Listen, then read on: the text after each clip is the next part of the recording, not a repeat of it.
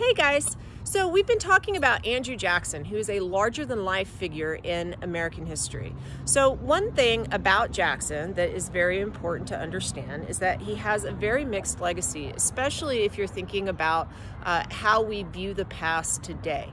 But one thing that you need to do is recall on the very first day of class, I introduced you to a historian named Gordon Wood, who is currently at Brown University, who puts forth an idea that it is a good historian's job to not judge the actors of the past, but to understand the actors of the past, which is a much harder thing to do, actually.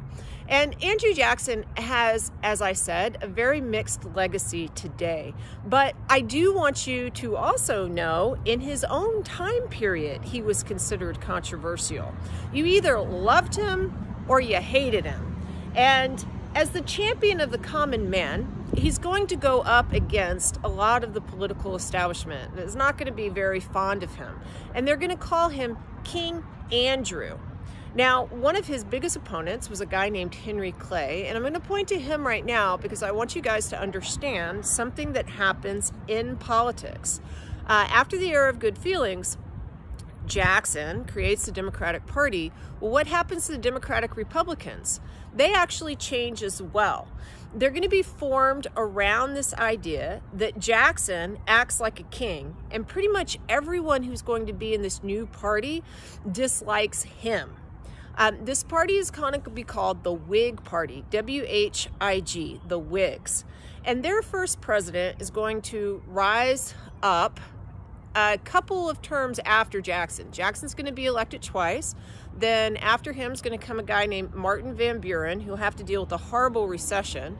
And it's always terrible to run during a recession. And then this guy, William Henry Harrison, who was a general, as Jackson had been. He has a nickname. He's called Tippecanoe because he beat a very famous Native American called Tecumseh at the Battle of Tippecanoe. And because Jackson has stirred up popular politics with appeals to the common man, Tippecanoe is going to do popular politicking. So he's going to have a slogan, Tippecanoe and Tyler too, which I guess you could put on a bumper sticker that you could then put on the back of your horse on your way to church or something like that, so everyone could know who you were supporting. Tyler was John Tyler, his running mate, and he will go from place to place and get people on board his campaign. And one way he does this is really super fun.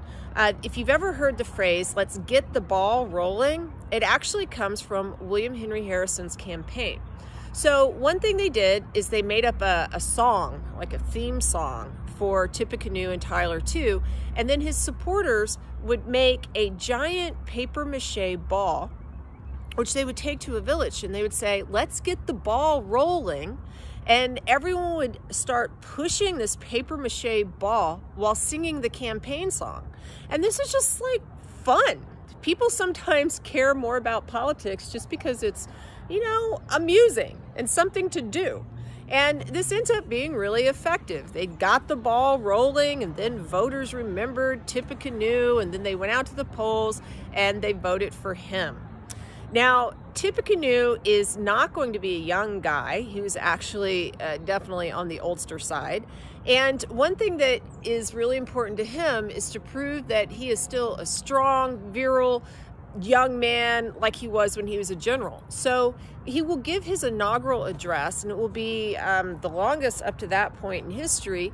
And it's a very, very cold day when he does this. And unfortunately for William Henry Harrison, he gets sick and then he dies just a few weeks later. So you could argue that William Henry Harrison is one of the best presidents ever because dude did not have time to mess anything up.